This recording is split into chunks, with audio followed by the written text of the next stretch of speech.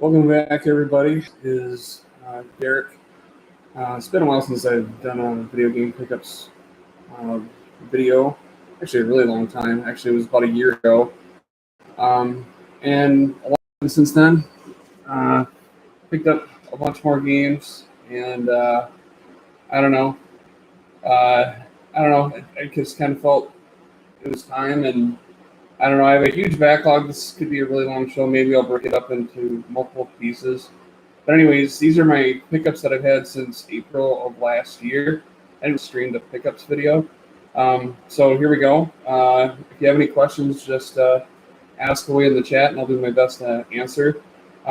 So we'll start off with this one. This is pretty special. This just came in like last week.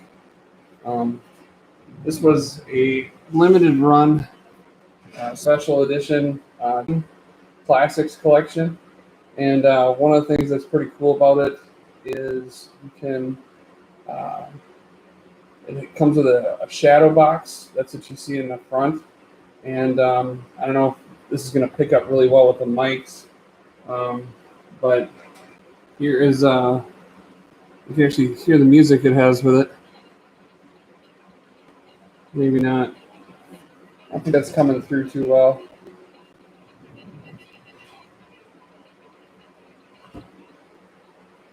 Yeah, it's really quiet, but it has the classic Doom theme song as you check it out, which is, of course, from the screenshot of the actual game itself. So I'm going to open it up. I've never unboxed it yet. So this is the classic collection. Okay, Doom. You can see the switch there for the power, for the lighting of the shadow box, and the game itself actually comes to three. The first three Doom games: Doom 2, Doom 3, and it's just really beautiful looking. So let's open it up and see what's inside. Like I said, I have not opened this up, so this is all brand new to me.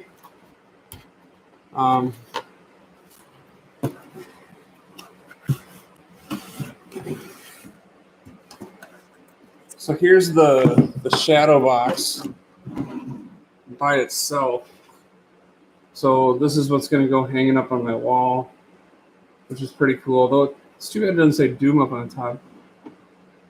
But you can kind of see it there. I don't know, a lot of glare. There you can hear the sound a little better. But the classic Doom song, which if you play Doom at all, you probably just hearing that gets you pumped up, you know, thinking about going through the kind of darkly shaded corridors or whatnot.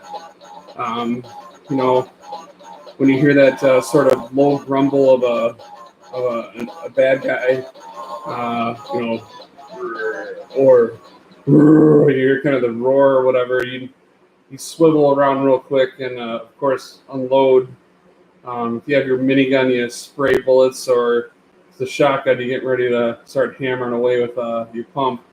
But a fantastic game, and of course they continue to make new versions of it. So that's the shadow box, so that takes up a good portion. And then the other part is what's on the inside, which I have not opened this up yet. And again, this is what contains the three classic Doom games. Again, this is from limited run. You can see that it's still sealed and everything. And again, this is where Doom 1, 2, and 3, those classic ID software first-person shooters, which really I think popularized, really was where the genre really became what it is, of course, today. So anybody that plays anything from like Call of Duty to Halo or whatever, it all started with Doom and, of course, Wolfenstein, and they're just fantastic. So pretty cool collection there. So I'll kind of move that aside if I can.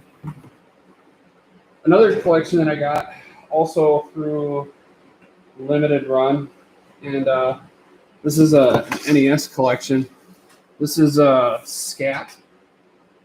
Actually, give me a second here. I'm gonna rearrange this camera a little bit. Maybe you can see better. Yeah, actually now you're like at ground floor. This is SCAT, which stands for Special Cybernetic Attack Team. This is a kind of a side-scrolling shooter that was made by Natsume. It's a pretty rare Nintendo game, so when Limited Run decided to do kind of a reboot of it, kind of like sort of like the Metal Storm reboot. I don't know, I just wanted to jump on board because finding an actual SCAT NES cartridge from back in the early 90s when it came out, it's pretty hard to find, and not to mention very, very expensive. So this is kind of the reboot of that. So I'll show you a quick little unboxing. So again, pretty cool. So this is the box art. Okay.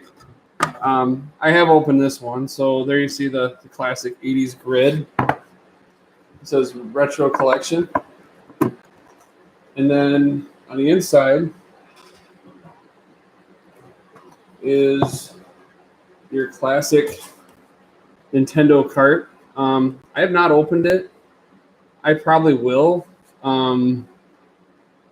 But yeah, you can see what it looked like back then. Screenshots, kind of similar to Metal Storm. Again, not an easy game to find in the wild, and I was really thought it was really awesome. They did a reboot of it, just because it is so hard to find. Also, there's a full-length poster. I remember seeing. I'm pretty sure I thought in my Nintendo Power magazines when I was a kid, they had actually the full, and also a soundtrack on CD. That's pretty cool. But tune music is always appreciated. And then there's some pins. There's a little display, which I actually have sitting in my laundry room of all places. It just kind of sat there and it never went away. So I guess you'd say that's my like the other reminder of SCAT. So I don't know. Those were two pretty awesome displays. And if you know anything about Limited Run, I'll put this back out again. You know, when you order something from Limited Run, it takes a while to get to you because that's kind of how it works. They're Limited Run. They don't have a ton of copies. They're exclusive. And I don't know, they do really great tributes to old retro games, and it's cool to see that they rebooted an obscure or more obscure title like that. Natsume made some really good games. Shadow of the Ninja is one of my favorites. That is definitely an impressive game. If you like Ninja Gaiden, it's kind of like Ninja Gaiden meets Strider meets Batman. Really good. Or Kabuki Quantum Fighter. Definitely give that a spin. And like I said, really cool game, and I was glad to be able to pick that up. Kind of on a so we'll kind of go to Super Nintendo games after this. So the first one is this is actually a complete in-box game. This is Super Turrican by Sega. Turrican was of course a huge platforming kind of run and gun game that was really popular on the Amiga computer. I don't think it was quite as popular in the United States, but it's kind of like Bionic Commando in a lot of ways. But Turrican ended up getting a port onto the Super Nintendo. I believe they also made Super Turrican 2 as well. I have not played that. That one's a pretty tough one to find out there. But excellent game, great platforming, good tight controls, and a lot of really cool weapons that you use as you go through the stages. And I don't know, I managed to find one complete in box, and I don't know, pretty cool. Since we're sticking with Super Nintendo games, I'll go with this one. There it is. This is a War 3010. It's by a company called Advanced Productions Incorporated. They made actually two games. They had a War 2400 or something like that, and it was kind of a ground based, kind of like turn-based strategy game, and it was okay. But the cutscenes when you have the different units fighting one another, if you played like a game like Panzer General, or I'm trying to think of the name of the game from Turbo Graphics that had a game like that. Well, another game I have too is which we'll see in a little bit, is a Vic Tokai game, and I'll explain it. But anyways, you have the units that clash together. It shows the two units, and then they fight, and then you find out if your units get wiped out or if you inflict the damage on the enemy. Well, the ground-based one was kind of hokey. The cutscenes are really cartoonish, and I thought it looked kind of cheap. But when they came out with War 3010, it's all space combat, and it definitely tried to make the game look more polished. Has almost kind of like if Wing Commander turned into a turn-based strategy game, that's what you kind of get. Again, you move units, you move your units, and then once you've moved all your units and done whatever combat you're going to do, then it's the other player or the computer's turn. Kind of interesting. A lot of it has to do with understanding the little nuances about your range and when to engage and when to gang up on certain units to take out the ones that are maybe the more dangerous. I like turn-based strategy games, so and there's really not a huge variety of them to be had on 16-bit platforms. So I picked this one up about a couple weeks ago, and I don't know, I just thought it was neat, and I don't know, I'm looking forward to playing it. I haven't played it yet, but it's definitely something different. Here's another one, pretty classic. This is obviously an RPG by Squaresoft, Breath of Fire. Had multiple sequels, pretty popular. I'm not the biggest RPG fan. I know that for some people that's their jam. For me, I was when I was younger, but now I just feel like I don't necessarily have the patience for it. So I don't necessarily gravitate towards them, but I also do understand from a collecting standpoint that RPGs hold their value pretty well. If you think about, as a person who enjoys playing games, but also looks at things a little bit from a collector angle, it's just like a pickup truck. It holds its value better than other kinds of genres of games, especially like sports games, which pretty much become worthless unless there's something weird about the sports game that makes it rare. But most of the time, those games are worthless. So I don't know. I'm always willing to give an RPG a chance. But I've heard always good things about Breath of Fire, and Squaresoft, of course, is famous, of course, for Final Fantasy. And they definitely know what they're doing when it comes to RPGs. Okay, the next game I actually picked up in Edina at, I think it was at Southdale. Yeah, Southdale in Edina. And this Edina, Minnesota, which is, I believe that's the first mall, if I remember correctly. But anyways, first mall in the world. So anyways, there's a small retro game store in there, really cool. I kind of like the setup because it's got a little bit of everything, and I like the retro. They have Virtual Boy stuff there in the box, which I had not seen before, which I thought was pretty cool. But anyways, this is Lock On by Vic Tokai. In my previous pickups video, I talked a little bit about Axley being unique in that it has that kind of third-person perspective, kind of like Space Harrier for Sega Genesis, where you fly through the levels. And Lock On's kind of similar to that, except for instead of spaceships and things like that, you're fighting against other, I guess we call Cold War era fighter aircraft. And that's just a unique thing. You don't see that as much on 16-bit platforms. And Vic Tokai is, they've been around a long time, and yet this was definitely a title I don't see very often. So I picked it up. It was only like $20, which was, I thought, a pretty good price for it. And again, not a game you see a lot in the wild, and kind of a unique game. I definitely like air combat, and it's a different kind of shooter, I guess. So I don't know, kind of a unique one. This next one I've had kind of a tough time with. It's kind of hard to see here, but this is Weapon Lord by Namco. You can see the wonderful rental sticker on it.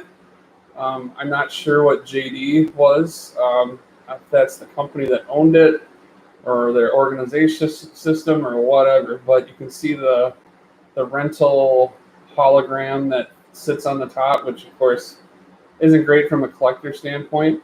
Weapon Lord is a fighting game, one versus one fighting game where the characters have weapons. So it's not just standard kind of like fists and like Street Fighter or Mortal Kombat. These different beings or whatever you are in the game, whether you're an alien or a human, you're carrying a sword or blades or things like that. And I just thought that was kind of unique. This was definitely during a time when the Super Nintendo was trying to break away a little bit from its family-friendly image that it kind of got, of course, with its early hits like Donkey Kong Country and well, that wasn't necessarily an early hit, but like Super Mario World, those were Mario Paint. Those are really family-friendly kind of things, and Nintendo didn't really want to go violent. Like there wasn't blood in their version of Mortal Kombat. And at some point, they realized that it was starting to hurt them, that they were kind of seen as the little kids system, and they wanted to attract, the older teenager, young adult crowd. And so they knew they needed to maybe offer more violent titles, and Weapon Lord was kind of a step towards that. Now, is it gory? No, I mean, it's pretty tame by today's standards. But this was Nintendo kind of branching out and allowing itself to maybe look for a little bit more violent game than normal. I don't know. It's kind of an interesting game. You don't hear too many people talk about Weapon Lord. I actually have two of these games. The first time I bought one, the game didn't work. And so I picked up another one. Both, for whatever reason, games are kind of beat up. So that tells me that people enjoyed playing it, because they seem to be well used. Maybe it's a small sample size on my part, but what I've always kind of noticed is when you see games out in the wild, especially games that were like really popular, like Street Fighter 2, Mortal Kombat, you'll notice that the game looks like it's been well played. Meaning people really enjoyed it and they played a lot. And so, I don't know. And I see the same thing with Weapon Lords. So that tells me that people definitely were replaying it quite a bit. There's, you can do a story mode with it. Each character has its own story, just like you would for Street Fighter 2 or Mortal Kombat. But I mean, it's pretty predictable. I mean, you're either avenging a lost parent or you're looking for somebody you've lost, and the boss apparently is keeping that loved one away from you. I mean, there's no real big twists and turns that are going to really surprise anybody. And you're not really probably playing a game like this because you're really into the story. You're just there to button mash and hack and slash, and that's what it's all about. Okay, this next game I just picked up last week. This game's awesome. And this is the game that I'm actually kind of surprised we haven't seen some kind of more recent reboot of it. Partly because it's so shamelessly patriotic. Not trying to really get into a political discussion, but obviously in our polarized world that we live in here in the United States, there's definitely people out there that are very proud of their country, and so they, everything's America and all this stuff. Well, this game totally plays to that. This is Total Carnage, which is an arcade port, and the best way I could describe it is if you took Contra and combined it with Smash TV, because it really is a cousin to Smash TV, which is kind of a twin stick shooter, where you have a direction you can move your character, and then you change the direction that you're shooting. Enemies literally are coming from all over the place. So it's from a top-down kind of angle, and there's, you have about 4 different possible weapon choices. You'll have just average people that you kill in scores, like tons of them at a time. And then they have enemies that take a little more of a beating, and of course vehicles as well as big boss fights, and which are kind of predictable if you played Smash TV. There's definitely a lot of, the weapon options are pretty much the same. In fact, even the sounds are the same. Like when you get certain things, your character will go "woo" or "total carnage," and that's the kind of stuff that gets people excited. And this game has that. Like, you actually collect American flags. So you're these 2 shameless American patriots trying to stave off an alien invasion, and it's hard. It's a notoriously difficult game, but it's also a ton of fun. And it's best enjoyed when you can actually play it cooperatively. Just because then you can actually kind of have one person cover each other's back, and that's just a lot of fun to play cooperatively like that. And then you collect keys. There is multiple endings in Total Carnage. If you don't collect enough keys, you don't get to go to the Pleasure Dome. The Pleasure Dome looks like something out of like RoboCop, and I do actually believe that this game was somewhat either loosely linked to RoboCop. If you remember, like the line from RoboCop, "I buy that for $1." That's in Smash TV, and since we mentioned that Total Carnage is a cousin to it, because they say "Total Carnage," that's in both Smash TV and this game. The Pleasure Dome is a place where apparently the winning contestants from Smash TV and the 2 heroes from this game will go and hang out with a bunch of scantily clad women, and it's a Pleasure Dome. What do you think happens? It's not like it's. I think it's implied. It's definitely not shown because it's a video game, at least for general audiences. But it's pretty hilarious, and I don't know. I would definitely recommend this one, and it's really not that expensive. I think it's about $20. Smash TV is about the same. So those 2 games are great for if you have a friend over and you want to relive kind of that cooperative arcade play. That's just the best. They're both arcade ports. Okay, this was actually a game I was somewhat referencing without saying it. So I mentioned my enjoyment of turn-based strategy, and this is Super Conflict by Vic Tokai. So I told you about War 3010 and how you have like different turns, and you move your units. Once you're done, you end your turn, and then you play the computer or another opponent. This is the exact same thing, except for this is based, of course, on real units, kind of like Cold War, end of the Cold War kind of stuff. So you'll have units where it's mostly Soviet era weapons, so like T-72 tanks, BMPs, which are like a armored personnel carrier, and then of course American vehicles like M60s, the M551 Sheridan tank, which is really interesting because that was not a very successful tank to the American military, but it's very much featured in this game. As well as, I don't recall seeing air units, but I'm sure they're probably in it too, given that the air units are shown in the at least the cover art. But you do like these missions, and again, you kind of need to understand the terrain a little bit, but it's pretty typical of a turn-based combat kind of game. And again, not something you see very often. I picked this one up locally. I live in rural Wisconsin, and I'm lucky enough that there's a video game store called Games for Us. I don't know, I saw it there, and it had to come home with me. So it was about $30-$45. Again, not a game you see very often.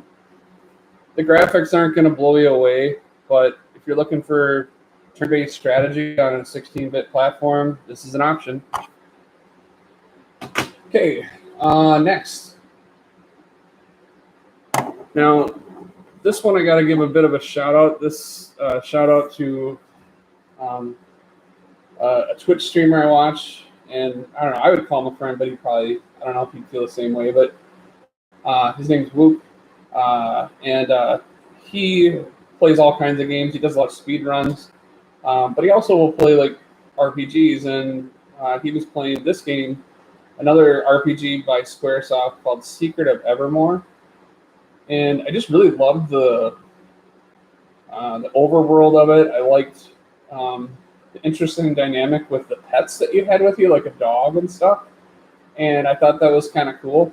And I don't know, I even though myself, I'm not, like I said, I'm not a real big, I don't spend a lot of time playing RPGs anymore. I don't mind watching other people play RPGs. I think maybe it's because I don't feel like there's a pressure that I may have ruined like hours and hours of work, which you have when you're playing an RPG. Like you can like mess something up. And I don't have that fear when I'm watching somebody else. You know, it's if they die, that's I guess the mistake's on them. So I've enjoyed playing or watching Luke play Secret of Evermore, and I remember at the time, I said, "How much this is worth?" And it's about $50-$60, and I don't know. I went out and decided to go and pick it up, and I don't know. Maybe I'll give it a spin. Like I said, I like the overall style of it, and again, looks like a nice quality RPG. Even though I said I don't like RPGs or like it's not my preferred medium, I seem to pick them up more this last year. Here's another one. This is Ys 3. The Wanderers. Wanderers from Ys 3. This is the only Ys game that's on Super Nintendo. And again, this was another one that happened to be at my local video games store. They don't get many games like this that come in the store. Quite frankly, there's just maybe not a lot of people of that era that have that stuff. And it was in pretty good shape. And I don't know, it's the kind of game that I know that people have told me that are really good. Heard a lot of good stuff about Ys, especially the ones that are on like the PC Engine.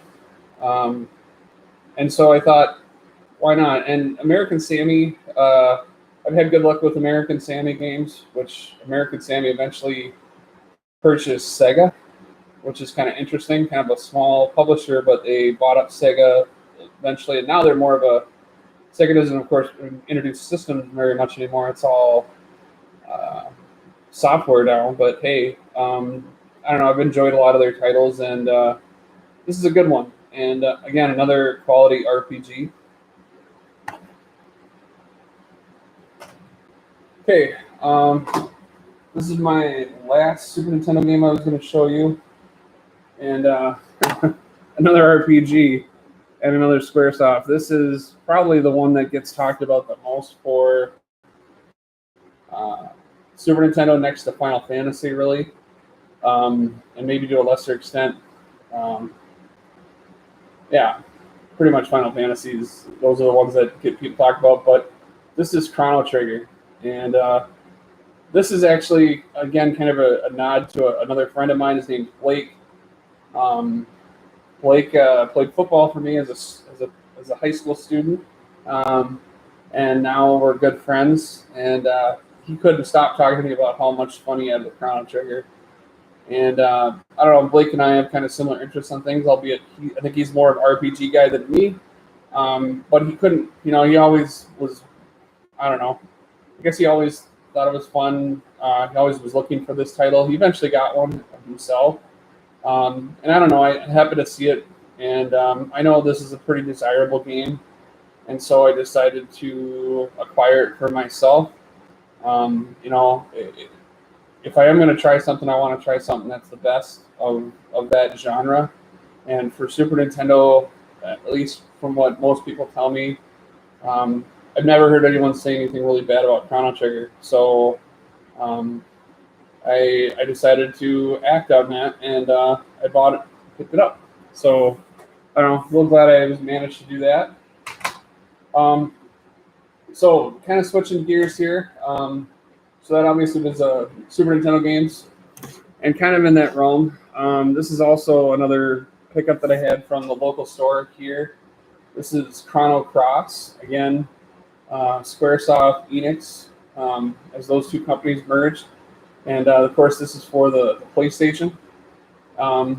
That's one library that I think I'd like to explore more, is the PlayStation library. There were just so many really fun and unique games there. And of course, that was an era coming out of like the golden age of like the PC games. And, you know, Sony really did a really great job of trying to delve into different realms. And I really think that people are growing to appreciate just how bold PlayStation was, kind of really as a newcomer. I mean, you know, it had been dominated by Nintendo and Sega for so long. And of course, this is at a time when everyone's trying to get into the CD-based consoles, you know, whether it was the 3DO, of course, you had TurboGrafx CD, you had Jaguar CD, you had Sega CD and Sega Saturn. And so PlayStation jumped in and, you know, through force of will, for their own, you know, sheer will and their own, and also they really got quality designers to make quality games for their system. And now I think more and more people are appreciating just how impactful that was, and pretty soon they kind of climbed to the top. And they weren't really ever challenged again, of course, until Xbox. And that's kind of still where it is. And I don't know. Again, I'm not the biggest RPG guy. I do have Final Fantasy VII for PlayStation, but I never played Chrono Trigger, so I never purchased Chrono Cross back then. So I just picked that up like a month ago. And again, nice copy. Greatest Hits, I know if I got the non-Greatest Hits one, it's worth a little more money, but I don't know, the quality of this copy is so good. I'm pretty pleased. Okay, I have a couple more, I guess, kind of in that realm. I think I'm going to go start with Sega CD. So I do have a couple Sega CDs, or two Sega CD titles I wanted to share with you guys. So we'll start with this one. This is Rise of the Dragon. Rise of the Dragon is kind of an adventure platformer game. With some really interesting cutscenes. This game it's kind of hard to see with the glare. Maybe there you can see it better. This game was made by Dynamics, and Dynamics was part of Sierra.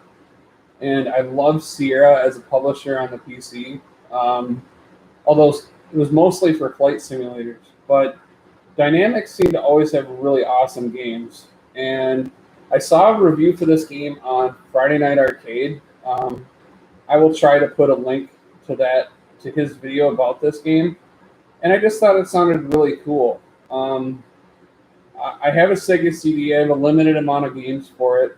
Of course, Sega CD didn't take off the way that Sega had hoped. They didn't have a tremendous amount of games. And of course, Sega being Sega at the time, they kind of killed their own launch of the Sega CD by shortly, then coming out with the Sega Saturn, which also flopped just as well because Sega could never seem to get out of its own way. But that's a different time for a different story. But what I've kind of learned to appreciate is kind of the uniqueness of this window of gaming. Of course, in PC terms, this was when you had a lot of games that were really trying out like full motion video. And whether it was in the cutscenes, which were, with live action people doing things, or if it was animated, maybe it was scenes from like cartoons or animated kind of things. I kind of really appreciated their want to try to separate themselves from like the traditional cartridge-based games.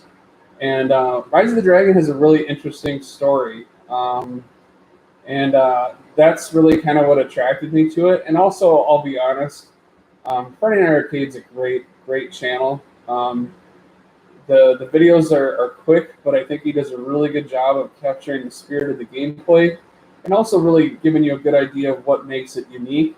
And he always makes you laugh a little bit too, which makes it fun. So it's not just some person being super serious. I mean, he can give you some of the nitty-gritty details, like if he has an axe to grind about maybe something related to the controls or the view or like the visual parts of it. But it doesn't get so detailed that you feel like you're watching some kind of technical video. But he does a great job of kind of reviewing the game, and he definitely gave me the reason to go out and find it and pick one up for myself. And I'm glad I did. I do believe they also came out with Rise of the Dragon on PlayStation as well. I could be wrong, but I'm pretty sure they did. Okay, the next Sega CD game kind of plays on the idea that I mentioned, animation. And this is SpiderMan, or the Amazing Spider-Man versus the Kingpin. And this is kind of effectively, it's just an upgrade of what was the original Sega Genesis game. So it has more CD-like sound. There is a bunch of cutscenes that are taken from the animated series that they actually had on Saturday morning at the time. And I don't know, Spider-Man's my favorite superhero. I've always loved Spider-Man because he's a reluctant hero. Of course, the classic line from Stan Lee, with great power comes great responsibility. And I've always felt that was really true. I've always kind of connected with that. And I don't know, I've always enjoyed Spider-Man. I loved the animated series when I was younger.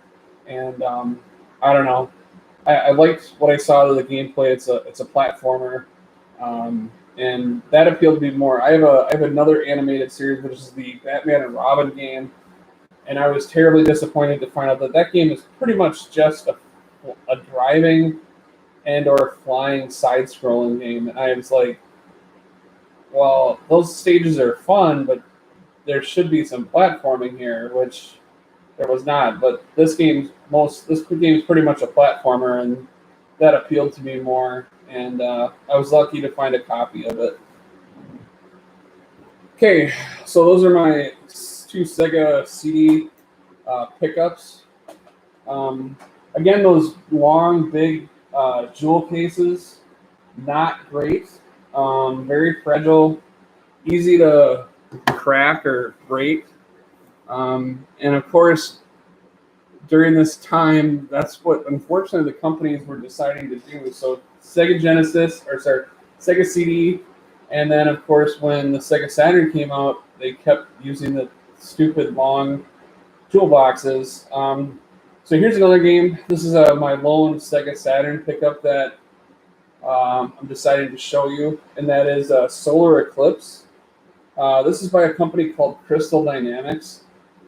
Crystal Dynamics really did a lot of full motion video, and this is the live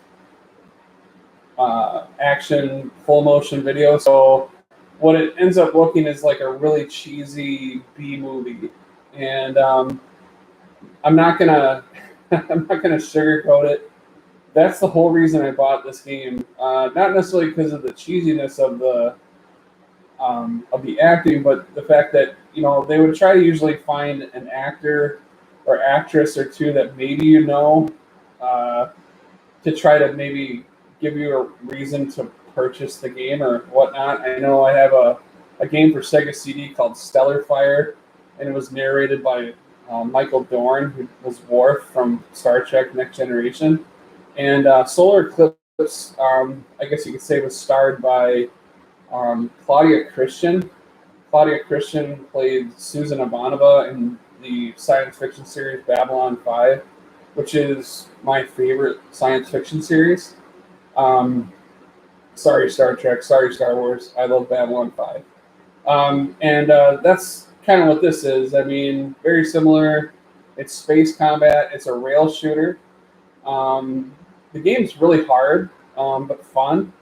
And the cutscenes, of course, are brutal at times in terms of how rough the acting is. But Susan Ivanova gave it her best. I mean, I've seen a lot of full motion video games, and there's ones where you feel like people kind of mailed it in and just collected a paycheck.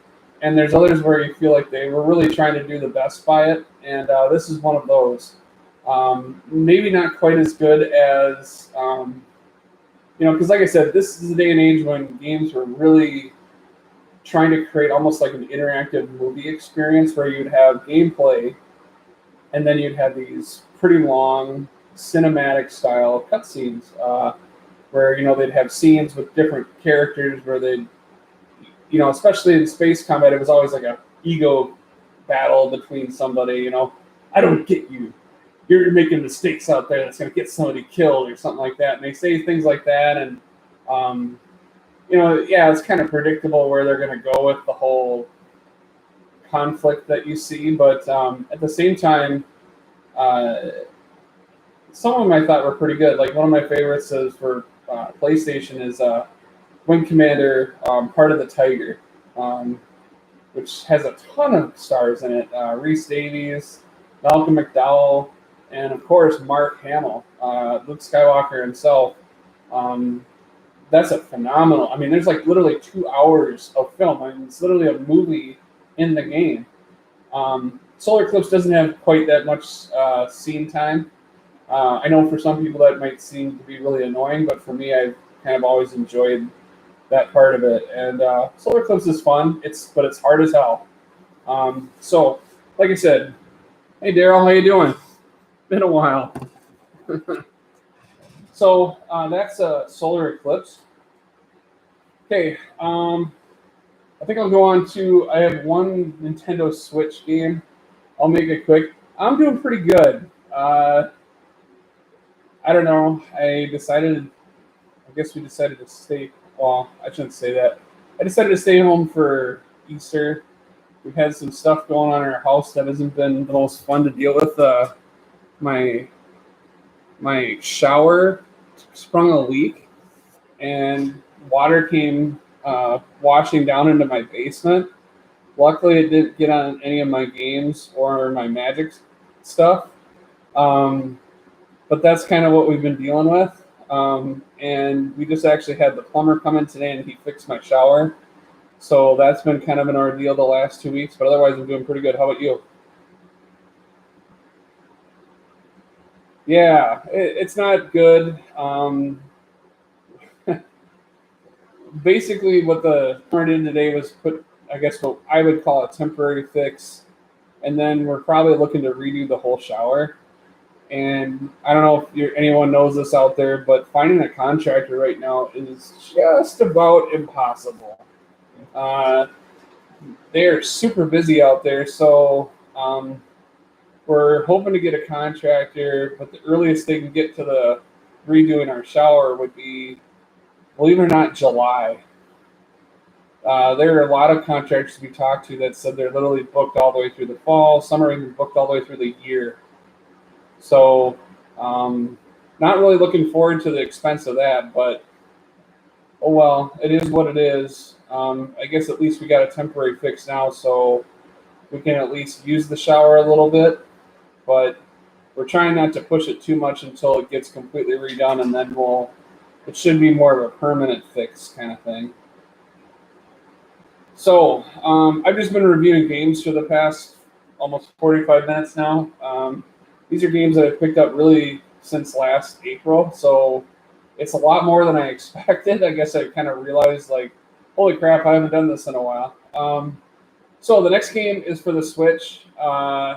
This is probably the game I'm playing the most right now. I know this isn't RPG. It's not a shooter. This is Super Blood Hockey. I am a huge hockey fan, and if you like NES ice hockey, where you have like the fat guys, the skinny guys, and the little guys, imagine that, but now crank up the carnage to Absolute brutal cartoon violence, and that's what it is. So it is.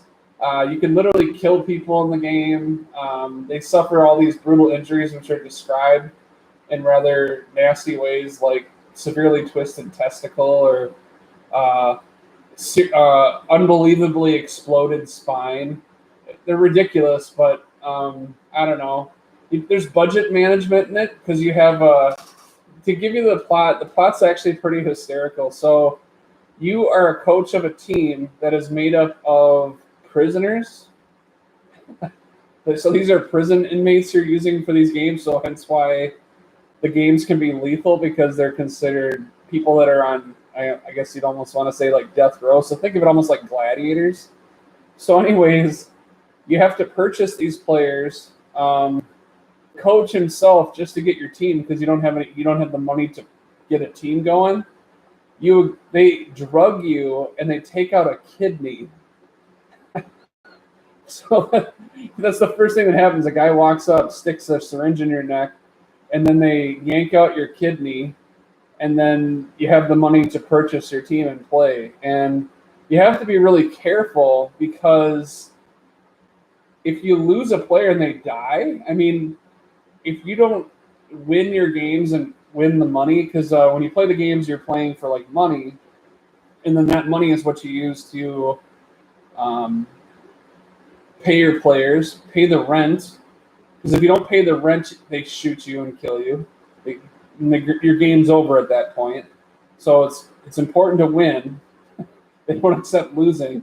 But if you lose players and stuff like that, it can be really hard. So you have, in between the games, you actually have training for your players. So like let's say Daryl's in the game, and in the game that you played, there was a lot of fighting where maybe people either got hurt or killed. Well, your players are going to be banged up. So you can, in between the games, you can have your players hit the showers, which kind of allows them to heal, because they suffer from brain damage. So yeah, you send them to the shower so they heal up a little bit, or you can send them into the training room to lift weights so they're stronger. So when they get into a fight, they have more stamina, and they also can inflict more damage when they get into a fight. Or they can put them on the treadmill so they skate faster. Or they literally go and they hit a punching bag to become a better fighter. You can mess with their diets. You can, if a player gets hurt, they actually have to go to, you have actually like a little mini hospital, and you have to pay for their medical treatment, which may sound brutal, but one of the options, of course, is pull the plug. So you can be like, oh, sorry, not worth keeping you alive, and you can, I don't know, yeah, kind of like that. Yeah, a little bit, except for there's really no open world. I mean, you're just going from, you have like a calendar with a listing of games, and then you go and play. But it's a lot of fun. It's definitely my go-to because, one, it's pretty mindless, and of course it's hockey, which I love it. But I don't know, it's hysterical. I know that there's like an online you can play like on a network, so like you can see how your team is doing compared to others. I'm pretty sure there's probably a network play option. I have not done that, but definitely a real fun one. And if, like I said, if you're a fan of NES ice hockey, and you have a Switch, this is a must-have. It really is. And I'm pretty sure the company that made it is from Finland. So not that really matters, but they definitely had a lot of fun with it. Good music too, really good 8-bit kind of music. So definitely has the whole 8-bit NES ice hockey vibe. Okay, a couple others. I got this one this summer. This is Heavy Unit. This is a shooter by Toho. This was actually a Mega Drive game. It never actually was a Genesis title. I got this as part of Classic Gaming Quarterly's Christmas in July. The person that I guess drew me who's named Andrew. He's from Illinois, and this was one of the games he gifted to me. I'm sure this is some kind of replica kind of game where they took the Japanese ROM and put it onto a Sega Genesis cartridge, but it's fun. Kind of plays kind of like Musha. If you've ever played Musha, kind of a vertical. I think it's a vertically scrolling shooter, a lot like Musha. But again, this is a game that was only in Japan. But definitely, if you enjoy playing games like Musha or any real space shooter kind of game, this is totally up anybody's alley. Except for, of course, you can see like in Musha, you're flying like this mech. It kind of looks like BattleTech, really. You remember BattleTech? Here's another one. This is another vertical scrolling shooter. Again, this was another game that was originally just for the Mega Drive over in Japan. It's called Veritex, and this is by Asmic, which was not a real big publisher. They only had a handful of games for like the Nintendo and stuff that I remember. But again, this is a vertically scrolling space shooter. So if you like that, it's another really kind of cool option. I mean, in Japan, shooters are a much more popular genre than they probably were in the United States. Another one that I definitely would recommend, which I got a long time ago, is Dangerous Seed. That's a really fun game, too. Another vertical shooter, kind of like Truxton or Tatsujin, I guess, as they call it. So those are two, I guess you want to call them redos of Mega Drive games. I got two more Genesis games that I wanted to show you. These are a little more recent. This is Darius Extra. This is from Strictly Limited Games.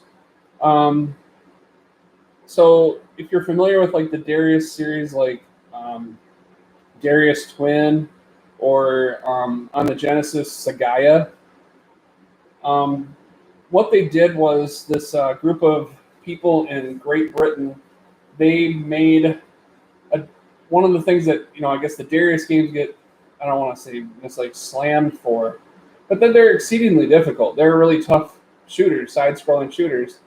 And Darius Extra tried to kind of moderate the difficulty so that it's still challenging, but it's not so difficult that you feel like you can't get anywhere.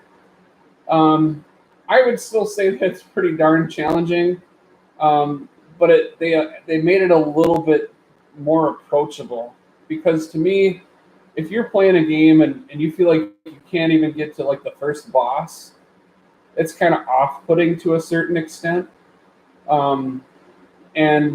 And Darius games are kind of notorious that they put you in your place pretty quick.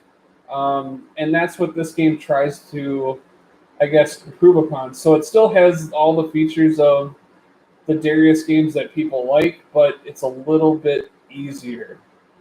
And it looks great. They did a nice job of making it look like what you would have seen as a Mega Drive cartridge and all that. Here's another one. Very different game. And I know I actually was talking to you, Daryl, about this game a little bit on there. I think you probably see that better with less glare. This is Demons of Astaborg. This was made, I believe, in France. At least that's where it came from. And this game, of course, you can see it was made for the Mega Drive, so it has a Mega Drive-like box. It's definitely a game that is very much inspired, kind of between like Castlevania and or Ghosts and Goblins. So it's definitely a medieval-like feel. Very beautiful game. Challenging, a little bit of puzzle, platformer parts to it. You gain different superpowers from kind of this dead wizard that kind of helps you get through the levels and take on the bosses. This is a really, really good game, but there's definitely some parts that will be frustrating. I'm kind of stuck on level 4 right now, and it's hard to get to the boss. And then when I get there, I just don't seem to have enough. I don't know. I'm just, I don't know. I get there and then I only have like one life, and that's it. When you do die, you start wherever you last died. It does have unlimited continues, which that's fortunate. But it's just a really beautiful game. And when I'm playing it on my Mega Drive SG with the FPGA, it looks really nice. I do know this for those of you that are into the physical collecting of it. Some people were critical a little bit of the producer of this game, which was Neofit Studios, because they felt that the cartridge itself on the actual chip that you put in, of course, into your system wasn't beveled properly, and that could possibly damage the system. I'm not sure if mine has a bevel. I'll be honest, I'm not sure if mine is beveled properly or not. I haven't had any issues with it, but I do know that was kind of a fear of gamers out there that they were going to wreck their, their Sega Genesis or their Mega Drive and or Mega SG if this game that wasn't didn't they didn't take care of that little detail as well as they should have. But I don't know. I've enjoyed the game a lot. I'd strongly recommend it if you enjoy Castlevania or Ghosts and Goblins. It's just really, really well done. It's really well done. I have a Nintendo game. I have two kind of homebrewish, or not homebrews, but here's one. This is called Dead Tomb. This is by Limited Run, and Dead Tomb is kind of a dungeon crawler where the dungeon is a pyramid because it's kind of based in Egypt, and you kind of go through the different levels of the pyramid. You have to kind of solve different puzzles here and there. There's a limited amount of enemies, not very many, so it's more about puzzling than it is about fighting it out or doing that. It's an interesting game, although I would say it's probably a little bit on the short side. I believe this game was unreleased by Acclaim. I'm not sure why. And then Limited Run, I think, picked up the ROM and made it a reality. But kind of an interesting game. I don't know, kind of reminds me a little bit, maybe to a certain extent, Boy and His Blob, except for less frustrating. Because your character isn't quite as floaty as he is in Boy and His Blob, if you've ever played that. Where, like if you start moving with your character, you can't necessarily stop on a dime, which sometimes is problematic. And the other thing, of course, in Boy and His Blob, your character can't jump, which that it's just something I guess we're all used to with a character in video games is that they can jump, and when you can, it just seems kind of strange. But of course, you're supposed to use the blob for that. So I don't know. That's Dead Tomb. Okay, kind of on that same realm of a.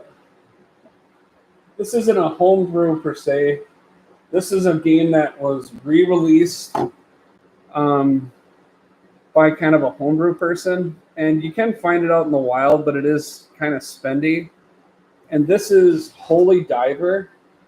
Holy Diver was, I believe, released only in Europe or Japan, and it is by Irem, which of course is famous for R-Type, and Irem made this game is very similar to Castlevania, and I'm not sure if that's what scared them off from that. It's kind of actually like your person in Holy Diver is kind of like when you play obviously Castlevania 3, Dracula's Curse, and your Alucard. That's kind of what you're like. You don't have a whip. You use kind of a projectile weapon where you shoot like these little orbs or whatever. It's a nice game. It's just hard, but it's fun. And like I said, if you enjoy playing Castlevania, you'll definitely love playing Holy Diver. The only thing that I guess I would say that's unfortunate about it is that it would have been awesome if they would have incorporated um, Dio's Holy Diver song somehow in the game. That would have made it really awesome. I don't know if you guys are familiar with Dio's Holy Diver. It's a great heavy metal, 80s metal soundtrack, and that would have been pretty awesome if you had that. I would have just loved that. But nope. Same name, not a heavy metal related song, but it would have fit. It totally would have fit. Okay, so the next games I have on here, I have purchased a whole bunch of Nintendo games. So I'll try to go pretty quick, but we'll see. We're already an hour into this. And this is Russian Attack. Russian Attack was definitely a game I saw a lot around as a kid, but I never played it. I've seen, of course, people play it. It's an early Konami game. Has kind of a tough difficulty because of the fact that the weapon that you have, which is a knife, doesn't have a lot of range, and enemies get pretty close to you. And there really isn't much else. You can occasionally pick up a bazooka, but you need to be really careful with that because it's typically use those for tougher targets, and you don't often get them. So typical in the Konami in terms of being very sparing about power-ups. And that's definitely what Russian Attack is by what I've seen. I will admit, too, I kind of got this game, too, because of what's going on between Russia and the Ukraine. And obviously, especially in the 1980s when the Cold War was still going, this game definitely had a Cold War kind of theme to it. Everything was assumed you were really kind of fighting the Russians, hence Russian Attack. And I don't know. Kind of a classic platformer. This is the 5-screw version. So for those of you that are collectors of NES games, you know that the 5-screw games are a little more rare. Speaking of like typical 80s action type of thing, this is Cabal. Cabal is kind of an interesting third-person shooter where you actually hide behind objects and kind of shoot it out with enemies that are coming at you. Kind of interesting game. You would think that this would be a light gun game, but it's not.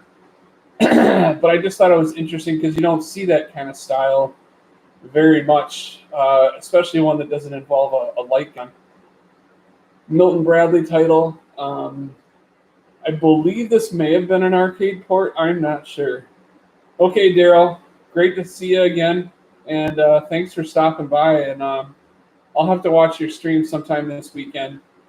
So hope everything's continuing to go well, and I look forward to seeing it, whether it's Wizardry 8 or anything else. Take it easy. So again, this is Cabal. I just thought it was an interesting concept. In terms of being a one where you could see your character and hide behind things. That's the kind of something you'd see, of course, in a more modern day shooter, like, first person shooter, like Call of Duty. That's part of how you learn to fight and whatnot. So, like I said, anyone else that's watching the stream out there, if you got a question, please just ask. Love to hear from you. Here's another one I picked up just this winter. Kung Fu Heroes. Kind of a simple platformer. A bit kind of cartoonish, kiddie style one. But I don't know. I thought it was unique. You don't see it a tremendous amount. You don't hear people talking about it very much, but a pretty simple game. Probably, for this would be the kind of game I would say, okay, you don't want to play something that's maybe a little more serious, like a Ninja Gaiden or a Shadow of the Ninja. try this. You know, Kung Fu Heroes or Kung Fu. I'd probably say you want to have that, I guess, that kind of genre of experience. Okay, sorry, I'm just kind of rearranging things as I go along here. Kind of this leaning tower of stuff, which I don't want to have a crash if I can avoid it. Okay, next one I also picked up around holidays, Christmas time. And again, I picked this one up in the Twin Cities. I just hope it doesn't fall. This is a Black Bath. This is by the producer Hot B, which did Blue Marlin. That was another fishing game. Admittedly, I haven't played this game, but I've heard things about how people, you know, especially like a fishing game. Fishing games and golf games, I think, are kind of similar in the fact that if you want a game that where you could just kind of openly do your own thing, play at your own pace, where it's fun, but you don't really have like the pressure of like a timer or endless enemies and stuff like that. A game like this is where you just go out and you're on your boat and you're trying to catch fish. And obviously, there's a little bit of skill and understanding of how to work the game. And I don't know, in a way that kind of replicates what fishing is like for a lot of people. You know, it's as much as you want to catch fish, it's also an escape from the daily stresses of reality. And I don't know, I've always was intrigued by that. I never purchased a game like this. I remember seeing it and hearing about it, but I never really actually tried it. So I'm looking forward to this one. Okay, this next one is one that I've seen. I actually picked it up and purchased it for Bithead 1000. He has a channel on YouTube, and I picked this up for his quest to collect all of the 687, I think, North American released Nintendo games, the original ones with the seal of approval on them. And this was a game I found locally here, and I purchased that for him because it's kind of an oddball game, and I'll explain it. So it's called Videomation, or Videomotion, or no, Videomation. So you might be familiar with the game Mario Paint. And Mario Paint was, of course, this game where you could do animation. You could do like kind of like, think of it like like art. So you could like draw pictures on there and stuff. And what Videomation allowed you to do was you could actually use your VCR and record what you were doing with kind of this creation thing. So like you see here with this tiger jumping out of the screen, you know, it'd be a picture of a tiger and you're coloring it in. And so you'd finish, and I guess if you wanted to save that, you could get a recording of it and then show people, you know, or you could make a simple cartoon, which at the time seemed pretty neat. And of course, Mario Paint did it a lot better than this game did. But this was the first attempt to kind of create kind of a visual studio that was interactive for the Nintendo, not the Super Nintendo like Mario Paint. I don't think it did particularly well, and I don't think the features were particularly intriguing enough probably to keep people entertained, but it's kind of a unique throwback kind of game that, you know, like today, this probably doesn't seem like a big deal, but back then when you were, you know, drawing stuff on your television, which is usually something that, you know, at the time you would have only been able to do with like a computer, like let's say an Amiga or a PC or Apple, that seemed pretty neat that you could do that on your home console. And I don't know, probably a game that was probably a little bit ambitious for the platform it was on, but I eventually picked up the game. It's not very expensive, but it is kind of an oddball game. You don't see too many people saying much about it. Pretty simple, but again, that's, you know, it's an 8-bit game. That's what it's going to be. This next game's a bit notorious, and this is Dr. Jekyll and Mr. Hyde by Bandai. This game is kind of infamous for angry video game nerd kind of spazzing out about how incredibly difficult it is, especially since birds absolutely will kill you all the time. And yeah, it has that kind of unfair or cheap death in it. And I don't know.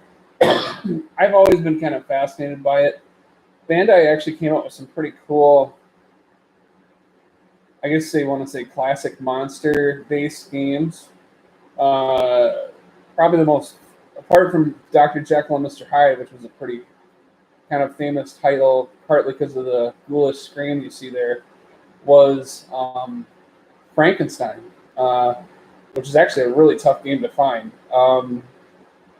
And then, of course, Monster Party, which is a really weird but really interesting game. I recommend that one to anybody. This game is frustrating. Of course, it's set during Victorian England, and I don't know. I've always been fascinated by that character. That you have this normal sane side, and of course the totally insane side, which of course Dr. Jekyll and Mr. Hyde are all about. And like I said, this game does get kind of pilloried for being overly difficult, or almost what people would say unplayable. But I don't know. The fact that it's weird and I don't know, that kind of makes me like it. Okay, this next game I remember renting as a kid, and this is Mad Max, based on the film starring Mel Gibson, which was a story about a post-apocalyptic, post-World War III Earth set in Australia, where, of course, after World War III, society basically had to start over again, and it basically became a lawless anarchy kind of place. And you're this road warrior who's fending for themselves. You can see him there with his pistol grip shotgun, and he drove like his kind of modified car. And what I remember playing it as a kid was I had no idea what the hell I was supposed to be doing. Like, there was nothing that really indicated where I should go and what I should do. So I was just kind of driving around. And so in some ways the game felt very much like an open world game, but all you would do is you'd drive around, and of course every now and then an enemy would come around, or you'd drive over something that would damage your car. And I was like, okay, what am I supposed to do? And I just didn't understand it. Now, obviously today with what things are, I could watch a walk, or I could even look at or I could read a walkthrough of the game and maybe figure out what I'm supposed to do. But at the time, there was nothing there. So as a kid, it was frustrating. It was like a game where you play for like 20 minutes, you're like, I have no idea what I'm doing. And when you feel that way, eventually you're like, well, the hell with that. I'll go to a game that I totally do understand. I don't need to read a manual for it. I don't need any hints. I already know what I'm supposed to do. And a lot of games that were licensed from movies were notorious for not being that great. In other words, they're just trying to get you to purchase it because you were a fan of the film, but usually the gameplay and stories often left a lot to be desired. So I don't know. That was a game I wanted to get back because I would like to try to learn what I was supposed to be doing. Okay, this next game totally doesn't need any explanation. This is Ivan Iron Man Stewart's Super Off-Road. This was an arcade port. This was one of those arcade games that I would say you could see just about anywhere. You'd see the group of the big. Usually there was 4 steering wheels because there was 4 different trucks in these off-road races, and for Nintendo, of course, wasn't quite arcade quality in most cases, but this was one of those games where I actually felt like the Nintendo actually did a not too bad job of replicating the arcade experience. In other words, the gameplay was close enough where you felt like you were playing the arcade, except for you were playing it at home. Graphically speaking, it was maybe a little bit less, but overall, the way the car felt, the way the car handled or the trucks handled, it seemed to fit pretty well. And this is definitely one of those games that, as Chris would say, a weekend rental. I would say this would be like a weekend sleepover rental, where if you have a friend or two that came over to your house, and if you had one of those 4-player setups, like you can notice at the bottom of the game, this was a game that was optimized to use like a 4-player adapter, like the NES Satellite, which I had, or the 4-player tap that you could hook to the actual system. If you had one of those, this was one of those games you wanted to have for the weekend, where it was just kind of hilarious fun as you jumped around the course, knocked people around, and of course got bragging rights whether you won or finished second or whatever. So this was definitely a fun weekend friend game to play. You could play it by yourself, but of course the fun of beating your friends was always an additional treat. I would say I was an okay at the game. I wasn't particularly great, but I certainly enjoyed giving it a spin. Okay, now for a classic arcade one. This is Donkey Kong.